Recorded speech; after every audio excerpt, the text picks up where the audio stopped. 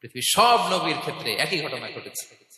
সাইয়েদনা ঈসা আলাইহিস সালাম দাওয়াত যখন দিলেন, ওনার বিরোধিতা শুরু হলো, ওনাকে হত্যার ষড়যন্ত্র হলো, ইভেন কি ওনাকে মারার জন্য বনি ইসরায়েলেরা উদ্ধত হলো, জানে বাঁচবার জন্য পালালেন, এক ঘরে ঢুকলেন, চারদিক দিয়ে ঘেরাও করলো, উনি দরজা জানালা লাগাই দিলেন। ওরা বললো একজন দরজা ভেঙে জানালা ভেঙে ভিতরে ঢুকে দেখো বেটা ঈসা কি করে। একজন ভিতরে ঢুকছে, ঢুকার সাথে সাথে বল রাফাআহুল্লাহু ইলাইহি, আল্লাহ তাআলা ঈসা আলাইহিস সালামকে উপরে উঠায় নিলেন। আর যেই লোকটাকে তারা ভিতরে ঢুকালো তার চেহারাকে আল্লাহ তাআলা ঈসা আলাইহিস সালামের চেহারার মতো করে দিলেন। এবার তার বাইরের সাথীরা বলে ঘটনা কি, বেটা ঈসাও বেরোয় না, আমাদের লোকটাও বেরোয় না, সবাই ঢুক।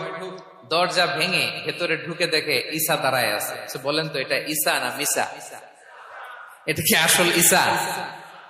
ওমা কতালু ওমা সলাবু ওয়ালাকিন শুব্বিহা লাহুম। আল্লাহ বলে তোমরা আমার নবী ঈসাকে হত্যাও করতে পারো নাই, শুলেও চড়াতে পারো নাই, আমি সেফটি সিকিউরিটি দিয়ে আমার নবী ঈসা আলাইহিস সালামকে আকাশে তুলে নিয়েছি। তাহলে ওনার জীবনে পরীক্ষার শেষ ছিল না।